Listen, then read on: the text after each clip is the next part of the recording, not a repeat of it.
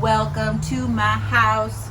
I'm out here on my front porch enjoying this beautiful morning, and I want to give you a tour. I want to show you around, see what's going on in my plant world these days.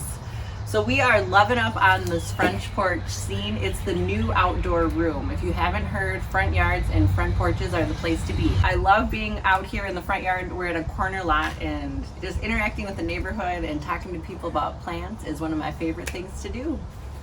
Here we go. Summer is a great time to bring your indoor plants outside, and these plants are loving it out here in a shady spot on the front porch. Just really cute. I actually got these pots at a different place. My giganteum, remember when I planted this on the moss pole with Hannah? Here she is. And my rhodophytophora, which has grown like 4 times as big since I brought her outside. So these guys are chilling right here. I got my front porch pillows. If you haven't checked it out, this is the original philodendron from at Garnish Garden. And she just came out with outdoor versions that are water resistant. What? So cute. I got my BAFs, my big ferns, and they are chilling here on the porch. The one thing I've noticed this year is we took down a big ash tree just to my left, so they're getting way more sun than they usually do, requiring a lot more water. I have had some sun scorch on the outward facing fronds, so watering them really well has been a huge key to success, and then rotating them. I kept my pots really simple this year. I went with the Emperor Japanese maple up the middle and the blue fescue grass. I feel like I could have filled in more around the bottom, but I was just stumped on what else to add. But I think they're really cool and chunky and simple because I got a lot going on in the rest of the yard. Back towards the door, I got fiddly figs with asparagus fern. Again, just really nice and simple. They are stretching towards the light, so they probably could use some more morning sun so they go up nice and straight. All right, I'm over here on the north side of my house. Again, I told you we took out an ash tree, so we're getting more sun than we had expected. On the left side, the deer have ravaged everything I planted. I'm not happy, but they'll be back. They'll be back next year. We have this adorable Scotch moss here. I'm really hoping for some good winter hardiness, so watering really well is going to be important, and then maybe some extra mulch coverage to keep them nice and warm for the winter. I have all of my shade favorites here: ferns, hostas, turtlehead, pulmonium, pulmonaria, brunera, virginia, simicifuga. All right, here we are in my backyard. I have a lot of shade back here, so I love doing shade containers with tons of mixed foliage. I always plant my rock wall for the season, so right now we have shade-loving annuals, and they do get quite a bit of nice morning sun, which keeps the blooms going on the New Guinea impatiens and the big begonias. So these are the big bronze rose begonias. I have mother ferns. I even put in some Rex begonias this year. The neon pothos, looking nice and bright. We've got some bromeliads going, which are harder to see. Some really pretty New Guinea impatiens. And I think that's it. So I just lay out the plants, and hubby comes out and digs the holes. So I'm blessed. Some really cool shade containers. This is the rubber tree melany, right up the middle with just some really easy care foliage: asparagus fern, mother fern, a bromeliad off to the side, and then tenanthe here in the back. Oh, and Ming fern. And this rubber is dirty. That's the one disadvantage of taking your plants outdoors, is they get so dirty.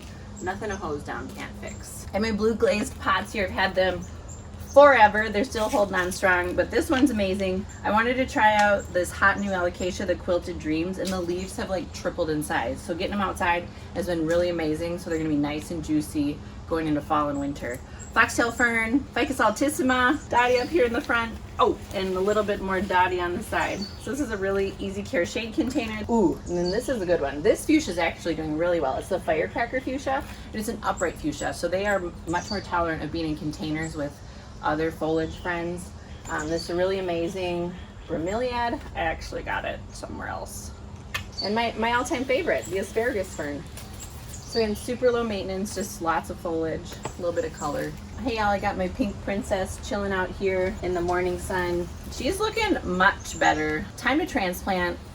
These plants are so overly propagated. You can see all the tips that were cut out, and then it's just super root bound. So I think getting it in some fresh TT, Toncatera, is gonna be ideal for this queen. It would not be a trip to my house without spending some time with Davy. This is Davy, the Thai constellation. We've had him at Tonkadale for almost 2 full years. In the summer, he holidays here on my back patio in the shade, and this is his newest leaf. It came out while I was out of town, didn't even know, but isn't it gorgeous? Yes. Davy has been suffering from a rust infection. So rust is a type of fungus that is like real weird, but it ends up expressing itself in kind of these brown lesions. There'll be like rusty colored dust almost in circular patches on the back side of the leaf. And since I've brought Davy home, I have not treated with a fungicide at all, and I haven't seen any new infections. So I'm hoping we have knocked all of that down, but it is something to watch out for on the Thai constellations. They're especially susceptible to like any disturbance, root rots, overwatering, not enough light, and those things get expressed in fungal infections kind of when that disease vector is just right. So Davy is looking fresh, Davy is looking healthy. Davy will come back to Tonkadale this fall. I'm out here in my front garden. This is my favorite garden. The reason why I love it so much is I mix everything together, annuals, perennials, herbs, and veggies, and it changes every year. In the spring, I'll have all kinds of tulips and daffodils coming up, along with alliums, which are really popular in the neighborhood. Everybody loves the alliums, but they're done and gone now, so I'll have to wait to see them again next spring. Unfortunately, I lost my stand-up monarda. It was taken over by crabgrass, so I said, okay, we're gonna dig it out and start over.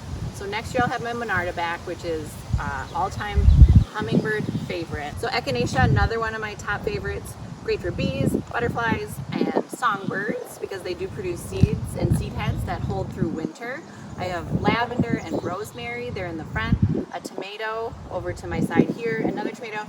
I don't have as many veggies this year. A lot of times I'll have cucumbers and beets and things mixed in, but I was kind of taking it easy because I wanted to let some of the perennials really grow into their full potential and take up space so I could kind of see where we're at. In general, in the front, I plant annuals because they show a lot of color right away. So we have zinnias, coleus, this really pretty coppery grass that will last long into the fall and have really beautiful fall color for me. And I have a lot of space here right now as I've been weeding and cutting things back and working the garden. I can see where the spaces are, where I might need to fill in yet this summer, and where I have space to add in our fall crops like mums and kale, more grasses, ornamental peppers, and then sometimes just plopping big chunky pumpkins in the garden is a lot of fun too. So I'm really looking forward to some cooler nighttime temperatures so we can get out here and get the garden going for fall. All right, this is the front corner garden of my driveway. When we moved in, you couldn't see our house. It was so overgrown with old yucky shrubs and buckthorn and all the nasties. So we had to clear all that out, and then there were like 3 layers of rock mulch. Soil, rocks, soil, rocks, soil, rocks. So we had to scrape all that up, bring in a lot of fresh soil, move the rocks, add them back, and then start building out this garden. This is certainly a work in progress.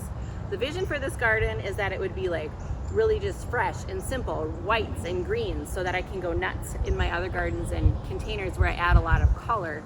And what I kind of wanted it to look like was like a stream or a river coming down the middle. I have not accomplished that just yet. I had a lot of blue salvia, which was supposed to be the water, but I think I have kind of a drainage issue here in the middle where it stays too wet for too long, and some plants just don't like that. So figuring out what works best here has been a challenge. This summer I added in a bunch of alliums because when they explode with color, they are just like the lover of all bees. I have 9 limelight hydrangeas that are just starting to come into their own.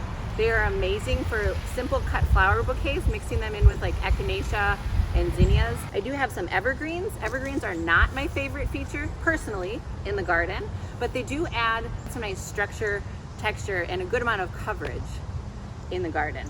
All right, I hope you enjoyed a quick tour of my garden. Obviously, I didn't show you everything because there are so many areas that still need work. Gardening is never over, it's never perfect, and it's never done. But the reason why we do it is because we love plants and the value they add to our lives. Thanks for watching, and we'll see you at Tonkadale.